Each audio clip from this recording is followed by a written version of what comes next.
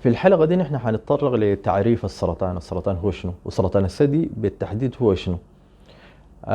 طيب، الناس لما تتكلم عن سرطان أو مرضى السرطان، السرطان ما مرض واحد، ما بيتكلم عن مرض واحد. نحن عندنا أكثر من 100 نوع من أنواع السرطانات.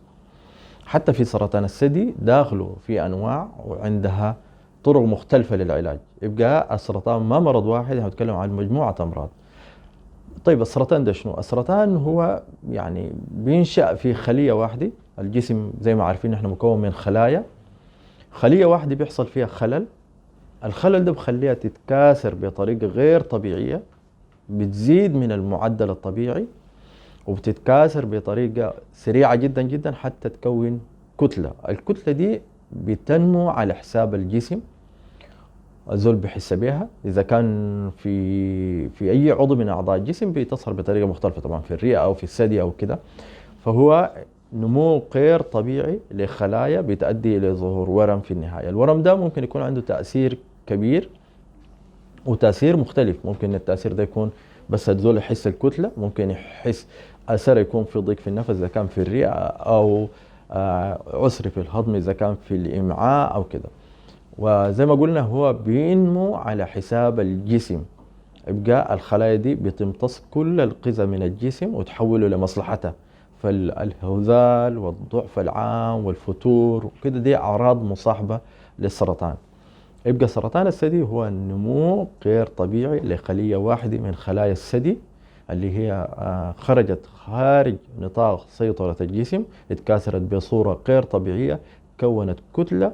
الكتلة دي بقى عندها تأثير على الجسم ككل. زي ما قلنا هي بتوجه كل المصادر والموارد اللي بتخش للجسم لمصلحتها، فبتمتص جزء كبير من الغذاء والمواد المفيدة، بتحولها لمصلحتها. العيان بالإضافة للكتلة دي بيحس بالأعراض الثانية اللي هو الضعف العام، الهزال، الفتور. أو الخلايا دي الكون الكتلة عندها المقدرة على الانتشار من الثدي لمناطق أخرى. يعني تحت الإبط، وتمشي للغدد الليمفاوية، أو تمشي الكبد، أو تمشي الرئتين، أو تمشي المخ. يبقى ده الخطورة بتاعت الأورام السرطانية، إن عندها المقدرة على الانتشار من العضو اللي نشأت فيه. الفكرة الأساسية نفهم إنه هي السرطانات بتنشأ من خلية واحدة.